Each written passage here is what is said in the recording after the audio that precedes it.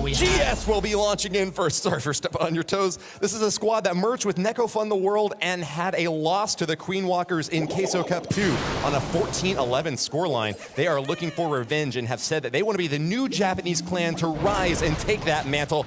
Kuma will be the first attacker coming in first here. He is one of the oldest members of this team. In fact, he was responsible for forming this squad that we have now. Let's see if he can carry them to victory in this first attack. That's right, early on taking down this sweeper to get some nice value because those dragons are not getting pushed back at all. With that warden ability, he's going to protect every single one of them. The tornado trap was missed, so there is no... Wait a second, that's actually a super minion clone to play. Oh my It's God. quite popular, and it's so strong if you can take down all those key defenses. The town also has to fall, Woody. That's God for whom the bell tolls, because when you hear that clone spell drop, it is coming for thee. Town Hall eliminated for the first star, and the second's going to come soon after. Kuma got a very nice split in the interior with the dragons able to take air defense down quite easily. But unfortunately, on the bottom side, things went a bit awry. He's got a bottom circle now with dragons and 2 dragon riders there, while this Grand Warden is going to be out cold. Yeah, now everything is relying again on the heroes. I feel like this is just such a classic thing for the heroes to circle around the base. The Royal Champion is going to get sent in at some point to maybe take down some second layer defenses. So where is he going to place them? Is he going to place it for the multi-inferno tower, or is he going to place her somewhere different? Maybe force the king inside. We're going to find out in just a second, because so far he's just not placing it. There we go now. But the Royal Champ, I don't know if that was planned.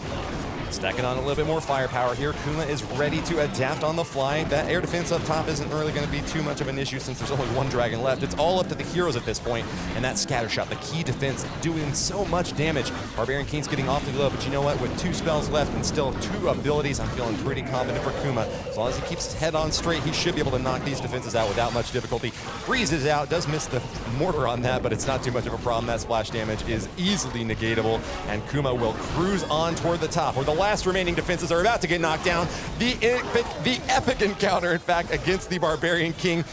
Confused and retreating now, Kuma will go on for the triple. That's right, the Royal Champion has to go down to get that multi-inferno tower, but that's no problem whatsoever. There's the flag. Just show some dominance, and this means GS starting off strong. We have said it, and we will say it again. Those first attacks are so crucial in those matches, getting the momentum going for your team.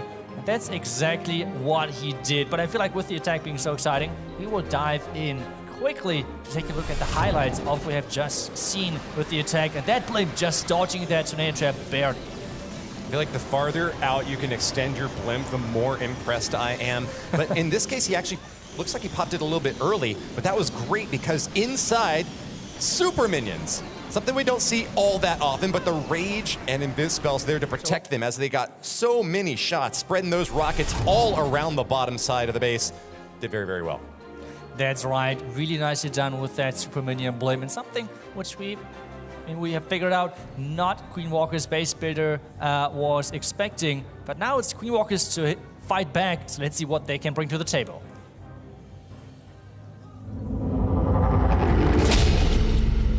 Oh yes, I am ready for a Queen Charge Dragon Rider Pro.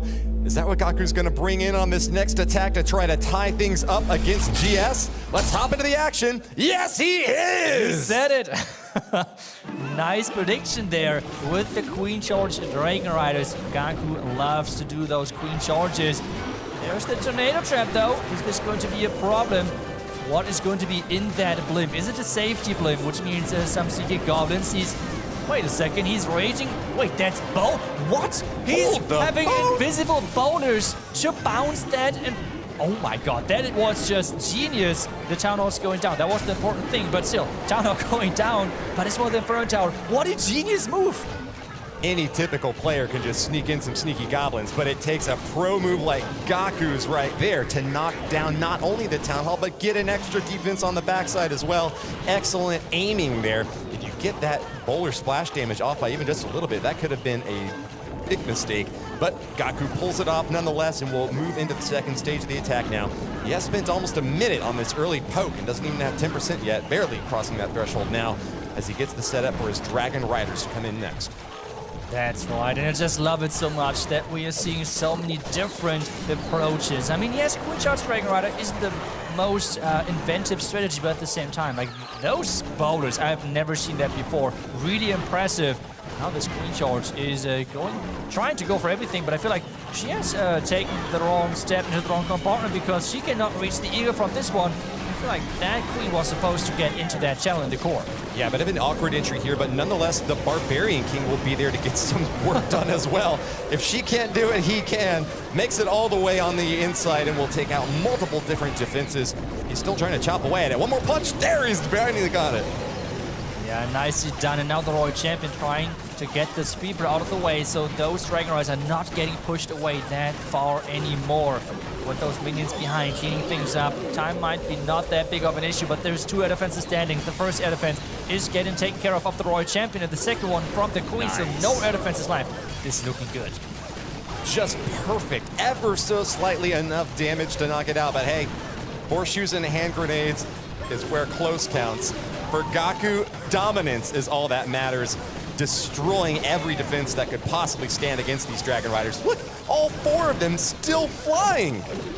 You should not anymore. The black bombs are coming out hard, but it's at the end of the attack, and Gaku's already secured the triple. That's right. What a beautiful attack. I mean, that beginning, that was already a highlight in itself. Using the bonus, this out-of-the-box thinking, this is what we love to see. And this was just the first attack of the Queen Walkers. Let's see if they have some more crazy things in their pocket to get this on stage. But this means both teams starting with 3 stars, both teams starting strong. And that's what we would like to see, a close match. Well, there you have a 3-star hit with 2 minutes and 36 seconds on the clock. Very strong start for Queen Walker Stephanie, tying it up 3-3. I'm guessing maybe Ogoyati was trying to bait against an aerial attack from the bottom since that's where all the traps were stacked up. It's just so impressive to me that we saw 4 Dragon Riders still healthy on the last leg of that hit. Really incredible overkill, if you ask me. Yeah, that's always the thing with those air attacks. Typically, we have the traps inside the core, but we have to find that out in the next attack because GS is ready and we want to dive in.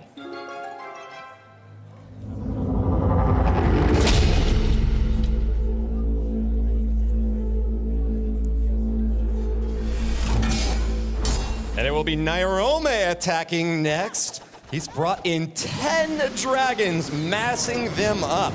More often uses the Lava Loon on his own, but maybe he got the sense that Queen Walker Stephanie is trying to prevent that sort of entry to the base. I've seen a couple of air defenses unprotected out on the outer edges.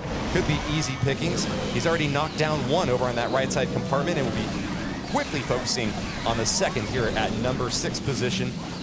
Nairome is going to protect his battle blade to the Eternal Tome, and let's see how it progresses deep into the base. Take it away, Itsu. Yeah, the blimp again is flying across. Based on the sweepers, this looks like a somewhat obvious entry. Another but we one. have the super minion blimp again for that town hall, for the Inferno Tower, for the Expo, to really prevent those dragons pathing into the Tower of Poison. But the heroes are just circling around this far left side and pushing those dragons even further into this core. Death from above. Shock and awe by Nairome using that battle blimp to launch so many offensive troops in. Got a little careful there on that free spell placement, but does catch the single target Inferno. Is able to get the lock next on the scatter shot in the right compartment. Dragons in the center are having a bit of trouble with these builder huts, but they ought to be able to path through and try to help out for that last leg of the strike. Royal Champion moving in on the top left should get the target next onto that air defense. She'll take that out. Dragon over on the right side is down though, and that Grand Warden's feeling awfully lonely. Can the heroes finish off this top compartment to finish off the 3-star? Oh my goodness, take a look at this tornado trap really far on the outside. This wants to bait a blimp or something over there, but they did not go into the bait. They did not fall for it. Queen ability now in. And with it, what is this? Where is the skeleton army coming from on the far right side? They came out of nowhere and they're finishing this base with those heroes. Another overwhelming, super offensive strike here. Nairome from GS still holding on to a poison spell this time, has clearly and cleanly taken victory. That's right, and they keep pressuring Queen Walkers. Queen Walkers will be next, but before we will, we will jump into one of the audio replays of the team. 11時それねめっちゃそうだったな1分10ぐらいこれインドラやばかったんじゃないですか。怖すぎちゃった。フリーズフリーズ。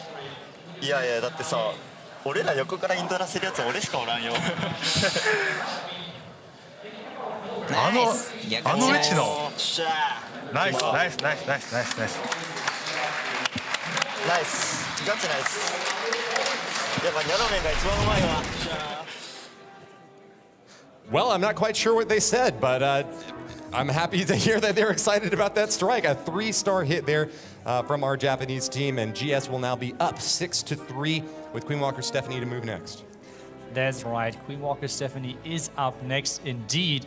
And they're ready to attack, so we do not want to waste any time. Let's go in.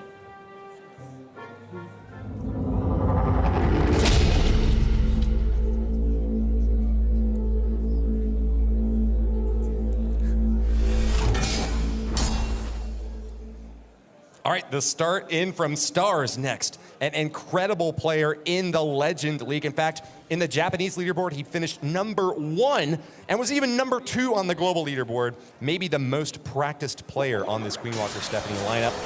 My goodness. We cannot have enough of these internal strong strikes as Skelly Donut's going to be taking out a big chunk of the middle here. Needs to get the lock onto this clan castle and is using lots of invis spells. Unfortunately, has lost a few of these bats to defenses, not getting the perfect placement here. They're starting to stab away. Oh my goodness. This is awful. This is horrible. I hear murmurs from the audience. Confusion all around. What was the point of that hit? I think he misdropped the first invisibility spell by accident onto the clan castle, turning it invisible. I think it was meant to be a skeleton spell. Something went wrong for sure in the beginning. But I mean, we have seen Stars already. I don't know if his hit rate is even higher when he's messing up the Skelly Donut, but if there's a player who can still save this, it is Stars. So let's wait how much he can take down with those heroes, because the fact with this one is the heroes won't even know the clan castle. I think in the beginning, that's, as I'm saying it, the clan castle is getting lured. I feel like there were some troops inside the range. A little bit of distraction for that Royal Champion, but oh, she is just getting demolished by the rocket loons there.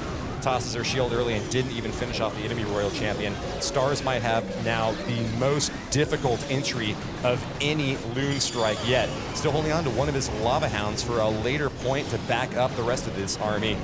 Early Eternal Tome here now as he tries to protect them beyond belief. It seems like he still is managing to survive somehow. But can he loop all around to the edge of the right corner where there's still another air defense waiting?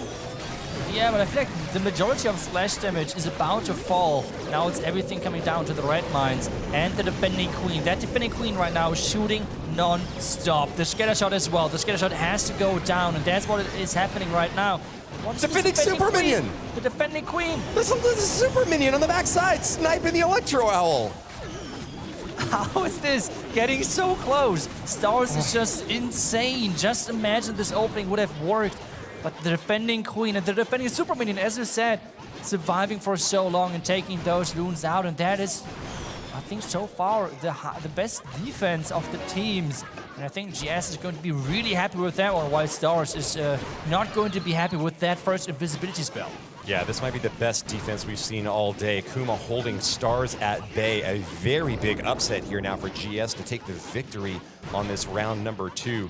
Queen Walkers are going to have to go back to the drawing board, and if they're going to use any fancy attacks like a Skelly Donut again, they're going to have to make sure that the targeting is tile perfect, pixel perfect, in fact.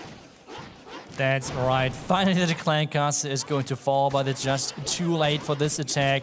He's getting quite more percentage than I thought. Around the outside, it's going to be an 86% 2-star. But the important thing is, it's a 2-star. It's not a 3-star. That's what GS is going to be happy about. And they are up next with their attack. And so far, they have the lead, and they can really now put up the pressure to really give Queen Walkers a rough time. Stars standing tall. The 2-star, 86%, not quite what he was looking for, but a good cleanup toward the end, trying to salvage that strike and keep the percentage high. Still a good opportunity to take the victory if they manage to get that tie in the end on Stars. But let's go ahead and see the next attack. I'm ready to see where it's going.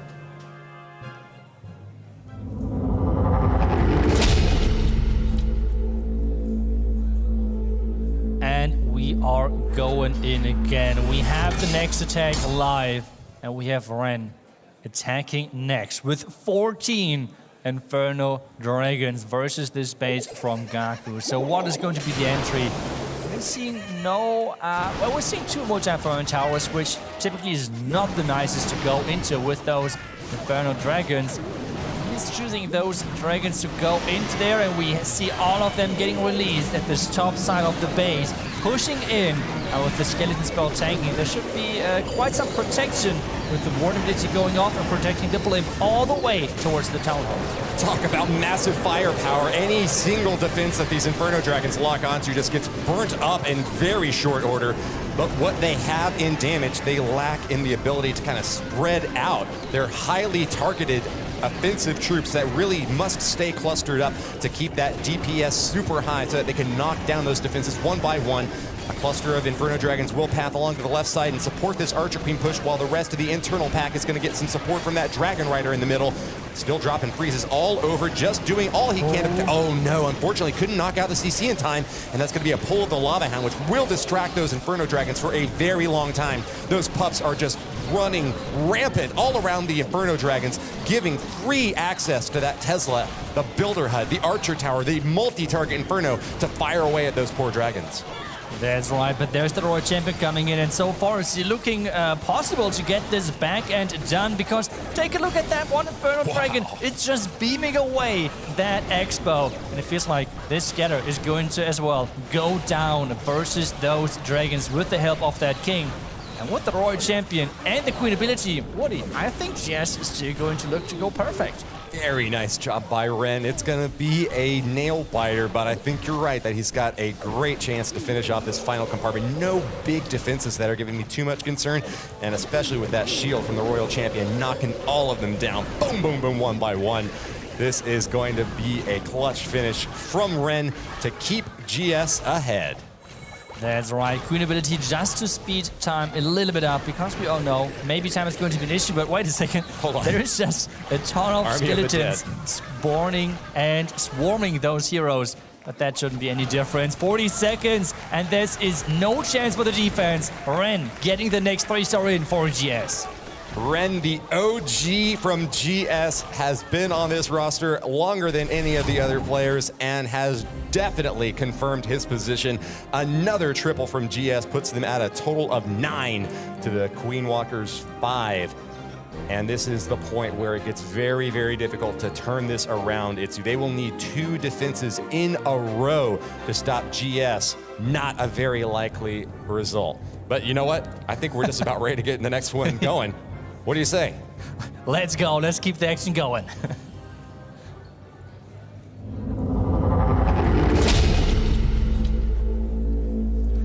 And we should be in any second with that next attack. Queen Walkers, they have to stay close. They have to stay close in the score. Otherwise, GS will run away with their lead. And we have Kazuma in with Queen Charge Lalo. So far, I don't see a lock launcher, but Queen Charge Lalo is going to be the strategy for him. He's taking a look at if there's any traps. He's not finding any of them. Funneling the Queen already with some loons and making sure this Queen is charging towards that Town Hall, it seems like. Kazuma is a former member of Aphelion, joining this roster to boost their performance. Lots of experience on the grand stage, and will bring that to bear, trying to pull Queen Walkers back ahead in a very difficult position right now. Out in the right corner, they're going to get an easy shot at this Tesla farm popping up.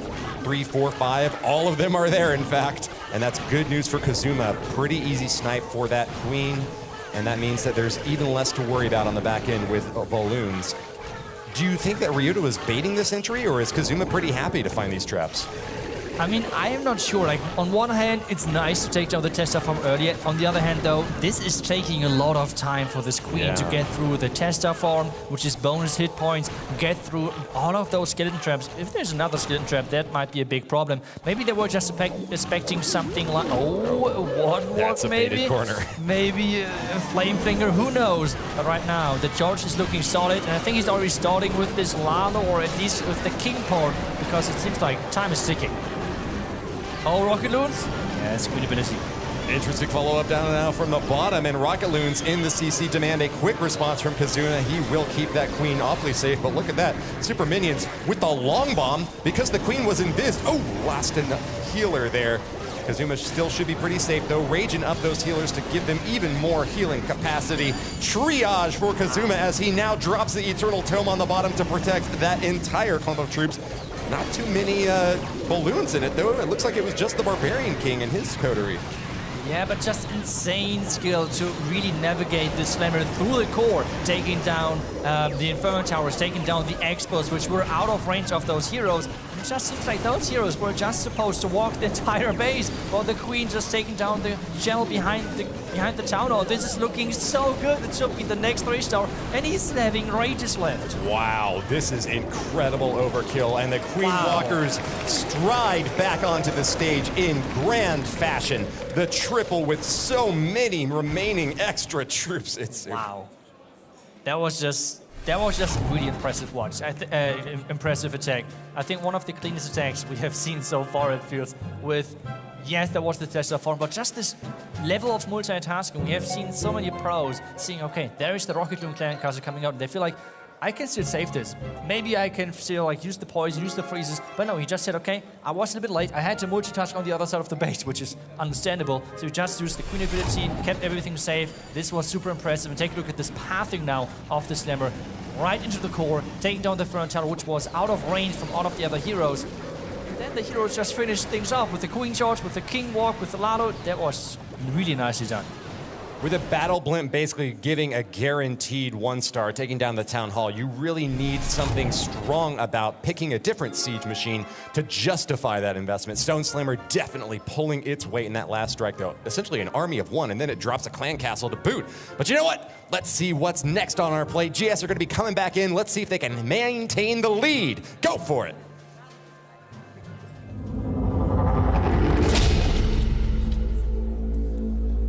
And the max attacker is in for GS. We have Ryuda coming in, and it's going to be Inferno Dragons again. It seems like they really found their strategy for the beginning matches with going with those Inferno Dragons.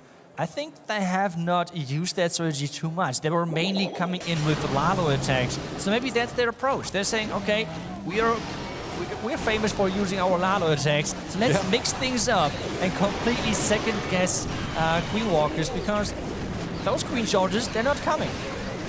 Well, I know some of the same principles are going to apply. You have really important focus on those black bombs, trying to dodge those, as Rita just does with the Eternal Tome there, avoiding the air defenses, knocking down that Town Hall early so you can just focus on the defenses on the second wave of the hit. Ryuda will get that first star easily thanks to that battle blimp floating on in, and will now be able to refocus onto the Inferno Dragons. A little bit of a spread on them, but nothing too difficult to worry about. The Grand Warden could just edge down a little bit more. He could help out those two Inferno Dragons trying to take on that single Inferno Tower. Do you think that he's going to invest a freeze to try to keep him up?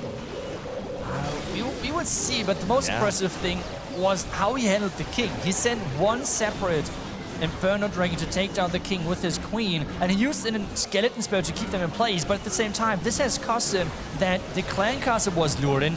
Those Inferno Dragons, they're just slowly disappearing with their Queen now stuck in the core. She cannot help the King of the Royal Gem on the outside. It's now Inferno versus Inferno, and the tower wins the duel. Ryuda has now just a little bit left to add on to this attack. Two abilities from his heroes, but it's almost all over with a scatter shot and still big Inferno Towers to fire away. These heroes are not looking too happy about their chances. No, remember, the 2-star attack from Queen Walkers was way above this percentage, and so far the Queen seems like, okay, I would take the worst to worst wall with being kind of out of range of all of the other defenses, so it's really, really unfortunate for him right now. The Queen is staying alive a little bit longer, but this is not going to be the percentage they were looking for, and this is a really low percentage, which means Queen Walkers might be back in this. This base has held up incredibly. Those Inferno Dragons were just about as useful as a chocolate teapot, melting at the incredible might of Yuta 14's defenses here. And the Queen Walker Stephanie got exactly what they were looking for. Not just a defense, but a firm foothold into the late war with a percentage lead now over GS. But they need to get that 3-star of their own to get this tied back up on stars and claim that percentage advantage. That's right. They have to get the 3-star first, making sure that they are able to tie the stars again in this matchup. But I mean, we have still some scary attackers on the Queen Walker side. I think if they're following their route, we should see Klaus next. I mean, he is for sure one of the favorite players of the crowd, of the community to watch, and I cannot wait what he will bring. But this means for now, GS is still having the lead. Queen Walkers is up next. Klaus is an amazing closer, a base builder of his own. He knows how to deconstruct him better than any. So, yeah, if I were GS, I would be a little bit worried. Ogoyati really needs to get that 3-star in the last hit. But you know what? Let's go ahead and check out where the Queen Walkers are at. I believe we have their captain, Yuta 14, coming in next. No,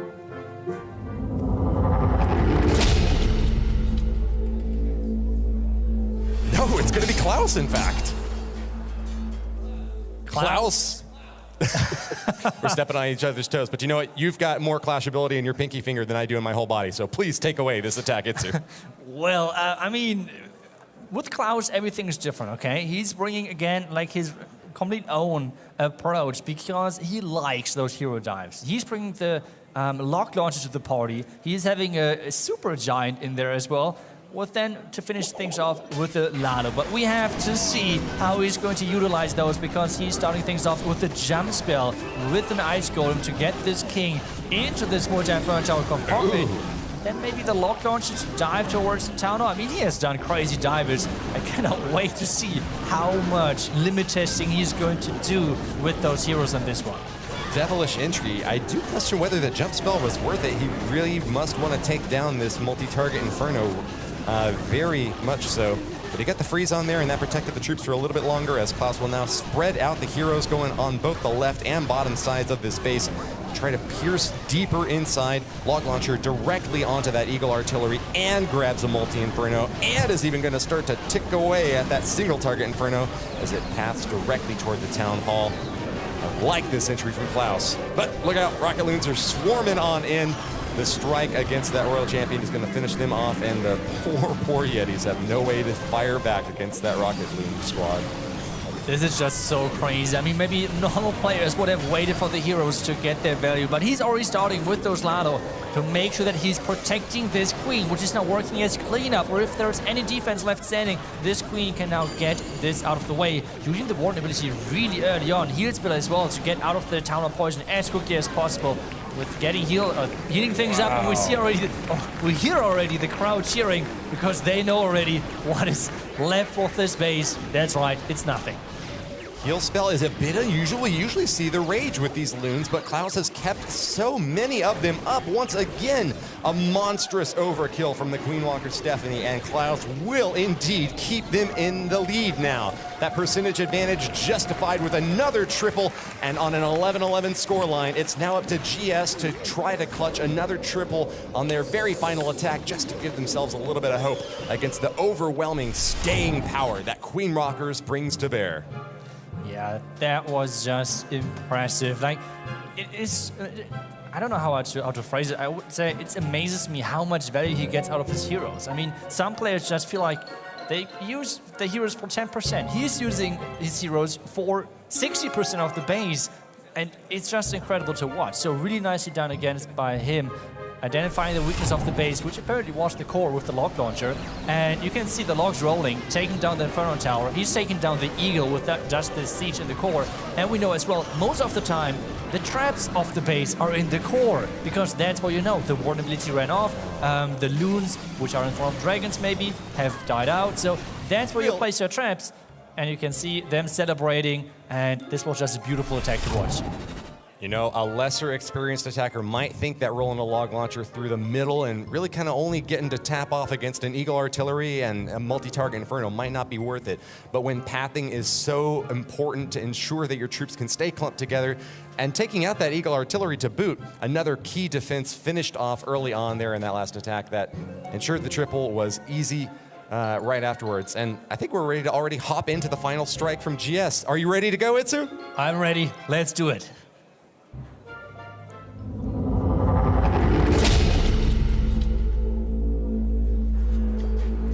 Ogayati for the last one of GS today.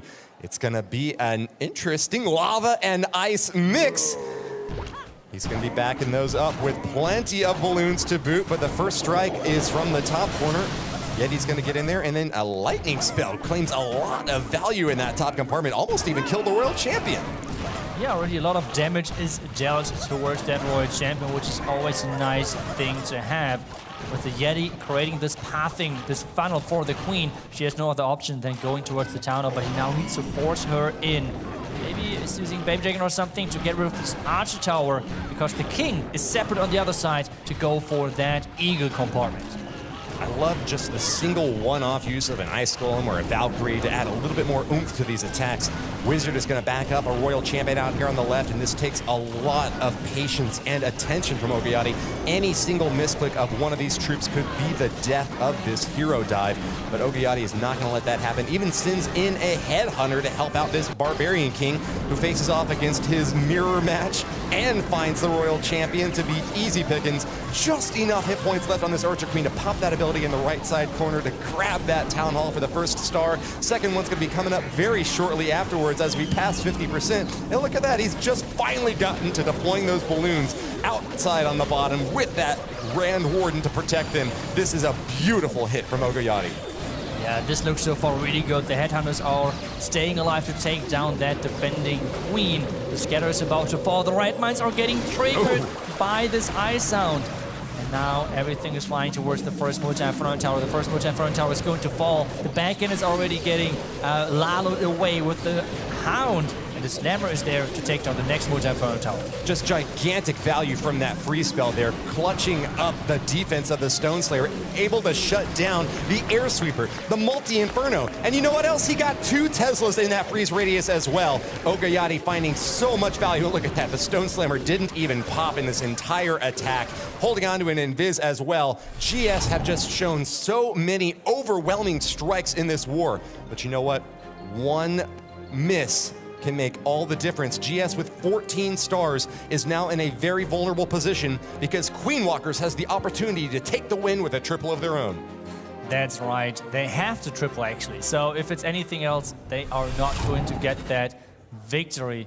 So it's just so cool to be here in live in person. You see the expression of the players enjoying the stage, enjoying the audience.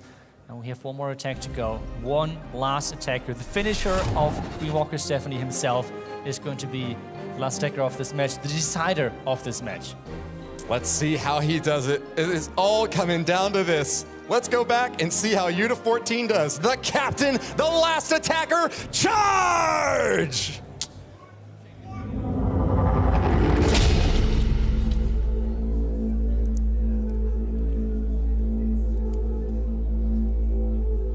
The next, one more last attack is now underway. And we have again one of those box spaces with all of the Inferno Towers lined up in that middle. Wow. And we have the Queen Charge, we have some dragons, we have a Yeti, and we have the Dragon Rider in the mix as well. So a lot of different troops, but only one wall breaker is in there and no jump whatsoever. So I cannot wait to see if Yuta can make this work, because Queen Walkers need this 3-star to stay in the upper bracket. Sneaky Goblin ensures that we get the good pathing here from the Archer Queen, taking down that cannon, moving in on the air defense next. Nice setup for the Dragons and Dragon Rider to follow. Those healers still well protected out on the backside. Haven't encountered any trouble yet, no traps, and in fact we are going to get a Coconut Loon to support them indeed, as they get into this bottom left compartment, finding the CC pull and the Eagle Artillery next up.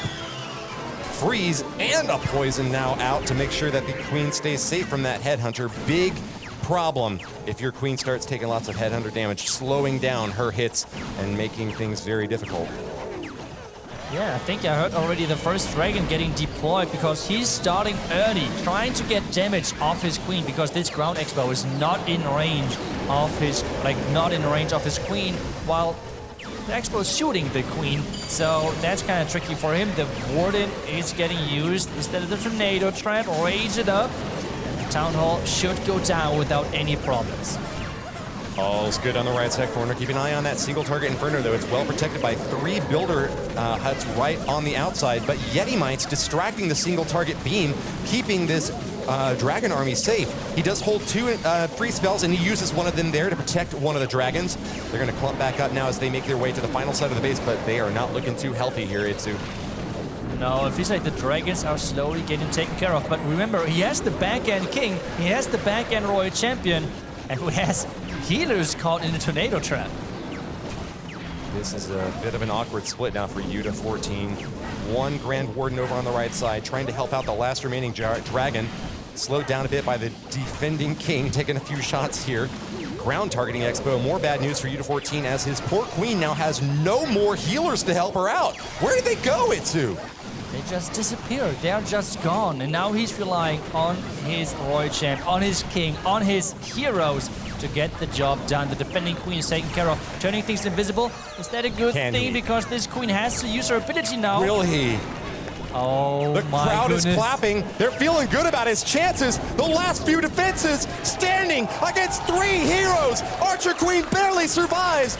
Skeleton's coming to finish her off with a Barbarian King with a mighty swing of his sword. Ensures victory.